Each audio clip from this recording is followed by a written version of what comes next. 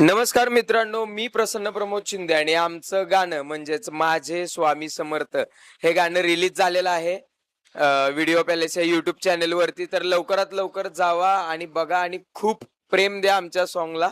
सर्वप्रथम तुमच्या सगळ्यांचं स्वागत आहे स्टार मीडिया मराठीमध्ये. नवीन गाणं आलेलं आहे. पहिलं तर अभिनंदन तुमचं. काय सांगाल या गाण्याबद्दल की कसं शूट झालं आणि कोणाला ही कल्पना सुचली होती? गाणं शूट झालं म्हणजे गाणं आम्ही जेव्हा गाणं बनलं रेकॉर्ड झालं त्याच्यानंतर थोडंसं माझं टाईप होतं की आरती टाईप करायचं किंवा काय, पण ते नंतर असं वाटलं की त्यात स्टोरी करूया हे जे लोकांपर्यंत चांगलं पोहोचेल. मग ती रोहित जाधव म्हणून माझा प्रोजेक्ट हेड आहे, त्याने मला एक सुंदरशी स्टोरी पाठवली, ती मला खूप आवडली आणि त्याच्यानंतर आम्ही ठरवलं की बाबा हे गाणं आता आपण शूट करायचं आहे. आणि मग आम्ही हे गाणं नाशिकला शूट केलं. त्याचे 2 दिवस अगोदर रिहर्सल्स आणि ते सगळ्या गोष्टी केल्या आणि आम्ही ते शूट केलं आणि खूप चांगलं झालंय. तुम्ही सगळ्यांनी हे गाणं बघावं आणि त्याचा आनंद घ्यावा. नक्कीच स्वामींचं गाणं प्रेक्षकांना आवडणारच आहे, कारण स्वामींना मानणारे खूप आहेत. सो सारिका, काय सांगशील, तुझी कास्टिंग कशी झाली होती या गाण्यासाठी? माझी कास्टिंग सरांनीच केली. म्हणजे पहिलं जे सरांचं गाणं आलं होतं उडनछू, त्या गाण्यामध्ये मी प्रोडक्शन टीमला काम करत होते. म्हणजे त्याचा एकच उद्देश होता की नवीन गोष्टी काहीतरी शिकायला मिळतील किंवा पडद्यामागचं काम कसं असतं, गाण्याचं शूट कसं होतं. त्यामुळे मी त्या गाण्यासाठी डिरेक्शन टीम मध्ये काम करत होते. कदाचित सरांना माझं काम आणि माझी आवड आवडली असावी, त्यामुळे त्यांनी मला विचारलं की स्वामींच्या गाण्यात काम करशील का. तेव्हा मी क्षणाचाही विचार न करता हो म्हटलं, कारण स्वामी म्हणजे अगदी माझ्या मनाच्या जवळचा विषय आहे. प्रसन्न, तू काय सांगशील? सोशल मीडियावरती व्हायरल आहेस तू. याच्यासाठी कास्टिंग तुझी कशी झाली होती? ऍक्च्युली कास्टिंगचा जो किस्सा आहे तो खूप मजेदार आहे. मे बी मी सरांना सांगितलं की नाही मला माहित नाही, पण तो खूप मजेदार किस्सा आहे. काय झालं होतं, जेव्हा हे कास्टिंग व्हायच्या आधी एक आठवड्यापूर्वी मी प्रमोशन केलं होतं स्वामींच्या गाण्यांचंच. ते दुसरे सर आहे डिरेक्टर सर, त्यांनी मला म्हटले होते की एक प्रमोशन कर, काहीतरी कन्सेप्च्युअल व्हिडिओ कर. आणि तेव्हा मी त्यांना म्हटलं होतं की सर माझी खूप इच्छा आहे स्वामींचं एक तरी सॉन्ग करायचं या वर्षामध्ये आणि खूप म्हणजे खूप इच्छा आहे. तर नेक्स्ट टाइम तुमच्याकडे कोणतं पण सॉन्ग आलं तर मला नक्की द्या, हे मी त्यांना बोललो होतं. आणि अचानक म्हणतो ना, योग येणं खूप महत्वाचं असतं आयुष्यात. आणि मला एका आठवड्यानंतरच रोहित दादांचा फोन आला की असं असं एक सॉन्ग आहे, करशील का. तेव्हा मला सॉन्ग सांगितलं नव्हतं त्यांनी. म्हटलं हा ठीक आहे करू, पण सॉन्ग काय आहे. आणि ते म्हटलं अरे स्वामींचं सॉन्ग आहे. मग ते म्हणजे नाही म्हणायचा तर विषयच नाही, पण ते जे योग घडून आला, जे मला स्वामींचं सॉन्ग ह्या वर्षात करायचंच होतं आणि माझं पहिलंच सरांमुळे सॉन्ग झालं, स्वामींचंच झालं. म्हणजे माझी इच्छा तर कम्प्लीट झाली. आणि नंतर आम्ही भेटलो त्या सॉन्ग निमित्त. तर आम्हाला कळलं की सर पण सातारचे आहेत, मी पण सातारचा आहे, मॅम पण सातारा, म्हणजे आम्ही सगळे सातारी तिकडे जाऊन असेंबल झालोय. त्यामुळे ही कास्टिंग एवढी छान झाली आणि माझं एक स्वप्न होतं जे सरांमुळे आणि रोहित दादामुळे कम्प्लीट झालं.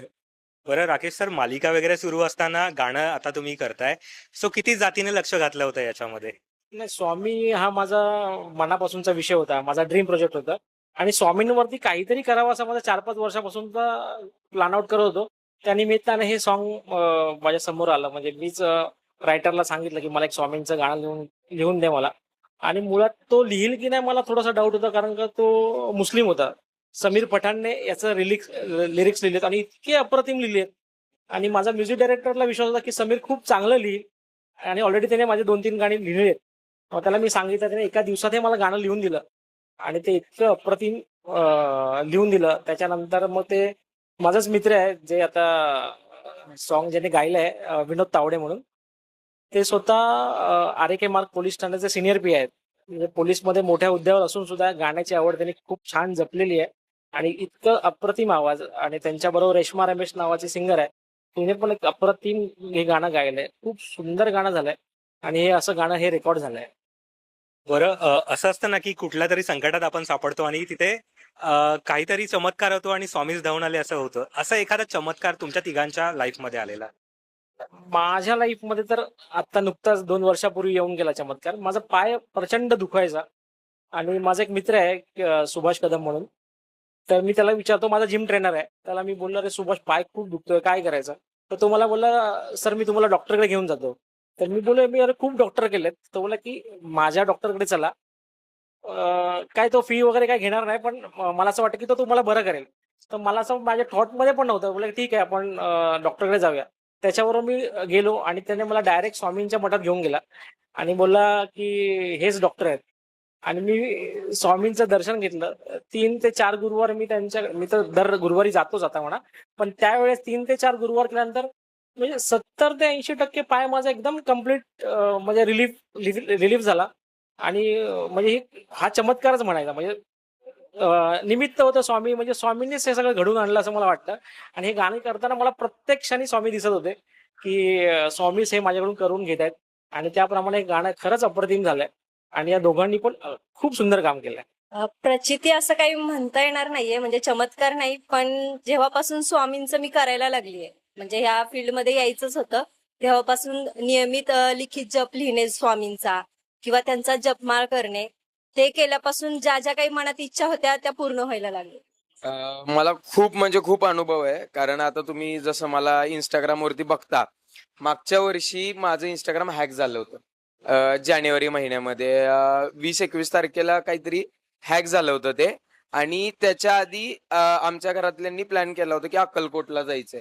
आणि त्याच्या आधी 2 दिवस माझं अकाउंट हॅक झालं. सो मी तेवढा प्रिपेअर्ड नव्हतो की मला यायचं अक्कलकोटला वगैरे. तर मी आईला सांगितलं की आई, म्हटलं मला अक्कलकोटला नाही यायचं, नाही का, माझा असा अकाउंटचा जरा प्रॉब्लेम झालाय, मला तिकडे लक्ष द्यायचं. तर मला अजून सुद्धा ते आईचं वाक्य आठवते. आईचं वाक्य काय होतं, तू अक्कलकोटला चल, तुझे सगळे प्रॉब्लेम दूर होतील. आता आईला माहित नसतं हे अकाउंट हॅक वगैरे काहीच माहित नव्हतं. पण तेव्हा माझं अकाउंट हॅक झालं होतं, तर मी खूप टेन्शन मध्ये होतो. आणि आईनं मला तेव्हा एकच वाक्य वापरलं की तू अक्कलकोटला तरी चल. आता तिची एक माया म्हणून तिनं म्हटली असेल की तू अक्कलकोटला तरी चल, की माघारी यायच्यात तुझं बघ ते अकाउंट का काय आहे ते सगळं तुला मिळून जाईल. तर मी नाही नाही म्हणत होतो, तर ती मला घेऊन गेली. आणि मी हा एकदम रिअल इन्सिडेंट आहे. अजून सुद्धा माझ्या इंस्टाग्रामच्या अकाउंट मध्ये पहिली स्टोरी जी मी हायलाईट करून ठेवली ती म्हणजे स्वामी 25 जानेवारी 2025. काय झालं, मी तिथं अक्कलकोटला पोहोचलो, पाया वगैरे पडलं पण मन लागत नव्हतं. अकाउंट हॅक झालं तर कंटिन्यू बघायचो, मित्रांना फोन करायचो, काय झालं, कुठपर्यंत आलंय हे ते. हे करत करत करत अक्कलकोटचं दर्शन घेतलं, सगळं दर्शन घेतलं, पण मन माझं दुसरीकडेच होतं. आणि अक्कलकोट सोडायच्या आधी आम्ही जेवायला बसलो एका ठिकाणी. आणि काय काय माहिती अचानक मी सहज मोबाईल चार्जिंगला लावला, इन्स्टा नेहमीप्रमाणे उघडून बघितलं आणि डायरेक्ट माझ्या अकाउंट समोर होतं.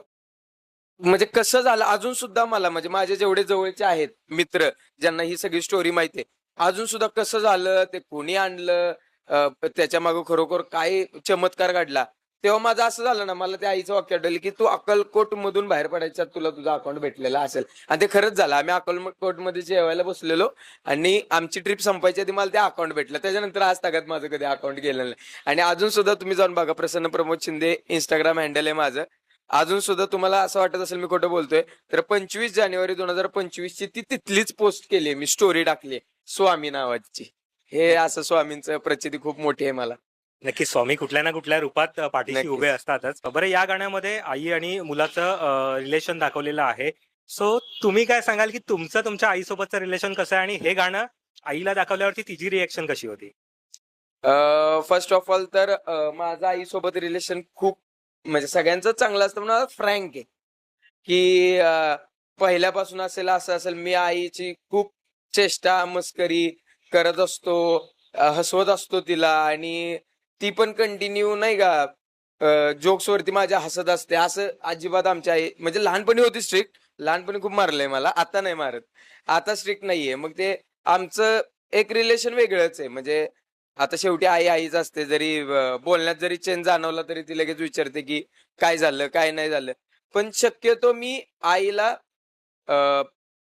ज्यानं मला माहिती टेन्शन यायला असल्या कुठल्याच गोष्टी सांगत नाही. मी सगळ्यात सगळ्यात चांगल्या सांगतो. आईला 80% गोष्टीच माहित नसतात, जेणेकरून ती खूप ओव्हर थिंकर आहे. ती लगेच टेन्शन घेणार, एवढं गोष्ट एवढी घडती पण ती रात्रभर विचार करणार. त्यामुळे मी माझ्या आईचं आणि माझं असं रिलेशन मी काही जास्त सांगत नाही, तिला टेन्शन येऊ नये. बाकी आमची चेष्टा मस्ती दंगा वगैरे कंटिन्यू चालूच असतो. आणि गाण्यामध्ये ह्या माझ्या आई आहेत. त्यामुळे तुम्हाला कसं वाटलं, आता तुम्ही सांगा. आई बरोबर रिलेशन तर चांगलं आहेच, पण मी स्वतः खऱ्या आयुष्यात आई असल्यामुळे प्रत्येक सीन करताना म्हणजे प्रत्येक गोष्टी मनाला भावल्या. आणि काही सीन करताना खरोखरच म्हणजे डोळ्यात पाणी आलं. म्हणजे इमॅजिन करताना स्वतःचा मुलगा समोर दिसत होता. आणि छान झाले आमचे scene. माझ्या आईचं आणि माझं रिलेशन खूप चांगलं आहे. म्हणजे मी आईशिवाय राहू शकत नाही असं माझं रिलेशन आहे. आणि माझ्या घरामध्ये डिसिजन मेकर आहे ती. म्हणजे काही झालं तरी ती पहिला डिसिजन तिचा असतो. आणि लाईफमध्ये मी कधी माझ्या आईला दुखवलं नाही आजपर्यंत आणि इथून पुढेही दुखवणार नाही. जेव्हा गाणं करायचं जेव्हा माझ्या मनात आलं तेव्हा मी आईला सांगितलं की मी एक स्वामींवरती गाणं करतोय.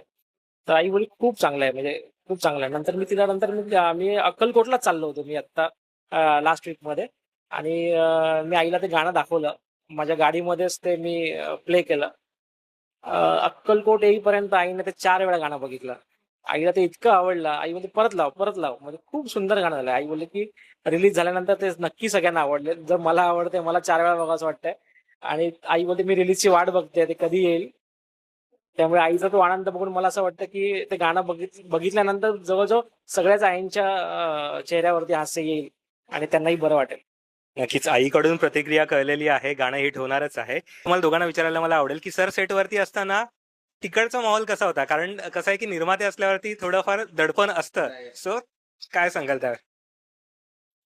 सर पूर्ण वेळ सेटवरती होते, पण असं आम्हाला काही जाणवलं नाहीये की निर्माते सर अगदी आमच्यात मिळून मिसळून होते. 3-4 ठिकाणची लोकेशन्स होते. एक त्र्यंबकेश्वर मध्ये मंदिराच्या आवारात होतं. तिथं सुद्धा शूट झालं. एक सकारात्मक ऊर्जा होती आणि सरांचा आम्हाला काही त्रास झाला नाही. सगळेजण मिळून एकत्र छान पद्धतीनं शूट झालं. आणि शूट मे मध्ये होतं, पण अजिबात कसलाच थकवा पण जाणवला नाही. अगदी सगळ्यांनी छान शूट केलं. नाही सर, खूप चिल होते. म्हणजे आम्ही एकदम म्हणजे असं नाही का की एक स्ट्रिक्टनेस असतो की नाही हे करा ते करा, असं काही नाही. प्रत्येकाचे ऑलरेडी माझ्यापेक्षा मला असं वाटतं की ते जास्त काळजी घेत होते की पाणी प्या, व्यवस्थित हे करा, काय खायचंय का वगैरे, हे ते जेवण वगैरे हे ते जास्त स्वतः लक्ष घालत होते. आणि जे शूट झालं ते आम्ही मला वाटतं एका दिवसात आपण केलं, पण ते एवढं निवांत झालं. म्हणजे एकदम शांततेत हेक्टिक शेड्यूल नाही, मस्त मजा करत करत करत ते शूट झालं. आणि खरंच मजा आली होती शूटला. आणि शूटचं पण सांगायचं की बर्थडे नंतर माझं दुसऱ्या दिवशी लगेच शूट होतं. माझा बर्थडे 25 मेला होता. बर्थडे झालं आणि दुसऱ्या दिवशी मी फक्त स्वामींचं आणि सरांचं सॉन्ग आहे त्यामुळं दुसऱ्या दिवशी डायरेक्ट बर्थडे नंतर नाशिकलाच पोहोचलो होतो. बरं, आपलं प्रत्येक प्रोजेक्ट काही ना काहीतरी आठवण देऊन जात असतं. या प्रोजेक्टचं कारण सिरियस आहे, आई मुलाचं नातं आणि सगळं दाखवलेलं आहे. सो काही असे गमतीशीर किस्से घडलेले आहेत का सेटवरती, जे प्रेक्षकांसमोर शेअर करावेसे वाटतात? गमतीशीर किस्से असे नाहीये. पूर्ण सॉन्ग स्वामी म्हणजे आई आणि मुलाच्या रिलेटेड आहे, त्यामुळे गमतीशीर नाहीये. पण प्रत्येक सीनच्या वेळेस प्रसन्नची गंमत सांगते की प्रत्येक सीन सुरू असताना प्रत्येक सीनचं काहीतरी कॉमेडी व्हर्जन त्याच्याकडे तयार असायचं आणि तो ते सगळ्यांना सांगायचा आणि त्याच्यामुळं हसणं व्हायचं सेटवरती.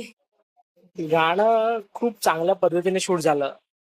त्या गाण्यामध्ये दोघांची मेहनत आहे, डिरेक्टरची मेहनत आहे, अभिजित गायकवाड याची मेहनत आहे, रोहितची मेहनत आहे, रोहित जाधव आणि सगळ्याच टीमची मेहनत आहे. म्हणजे गाणं एक निर्माता म्हणून गाणं होत नाहीये, पण पूर्ण टीम वर लागते. आणि माझी या गाण्याची जी टीम होती ती खूप चांगली होती. खूप चांगल्या पद्धतीने ते हँडल केलं सगळ्यांनी आणि ते शूट इतकं छान झालं.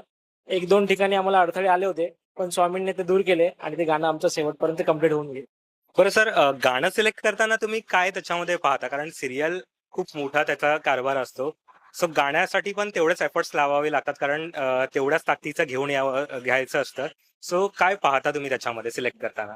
म्हणजे निर्माता म्हणून मी सांगतो, म्हणजे इतर जे निर्माते असतील गाण्यांचे, जे गाणं करत असतील त्यांचं मला माहिती नाही, पण मी गाण्याकडे सिनेमा म्हणून बघतो.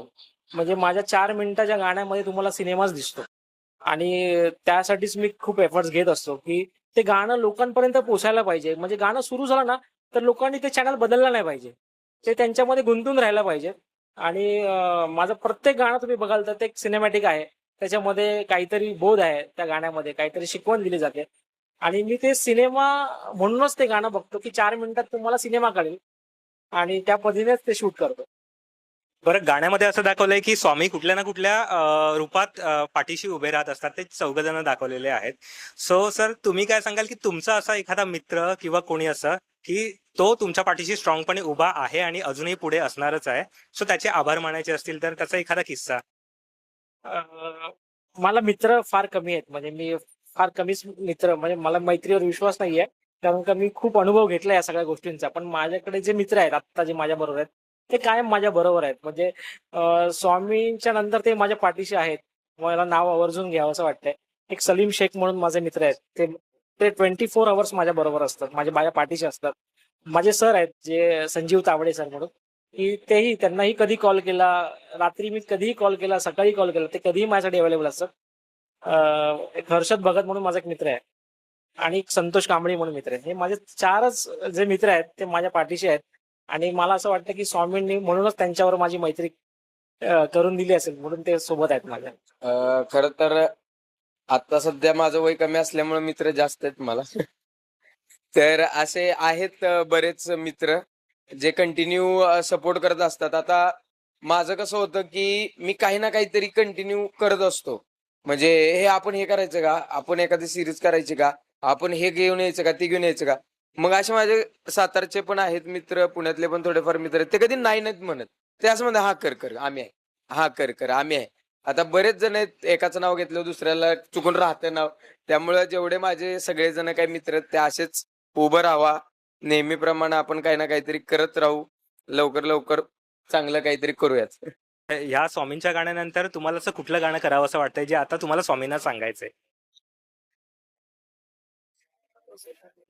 स्वामींच्या नंतर गाणं तर येत राहतील माझी गाणी. पण असं स्पेसिफिक असं काय माझ्या डोक्यात नाहीये की कोणतं आता मी गाणं नवीन करेन. पण सगळ्याच पॅटर्न मधली गाणी मी आतापर्यंत केलेली आहेत. तर माझे एक मला राधाकृष्णावरती एक गाणं करायचं आहे आणि लवकरच ते येईल असं मला वाटतंय, की जेव्हा जे मी मनात मध्ये विचार आणतो ते सत्यात नेहमी उतरत असतो. त्यामुळे एक राधाकृष्णावरती एक गाणं येईल असं मला नक्कीच वाटतं. Okay. So thank you so much sir आमच्याशी गप्पा मारल्याबद्दल. जाता जाता तुम्ही प्रेक्षकांना काय सांगाल? प्रेक्षकांना मी एवढंच सांगेल की स्वामींचं आमचं जे गाणं आहे माझे स्वामी समर्थ आहे, ते खूप सुंदर आम्ही शूट केलेलं आहे. त्याचं लिरिक्स खूप छान आहेत. त्यामध्ये आवाज खूप छान आहे आणि या दोघांनी तर कमाल ऍक्टिंग केलेली आहे.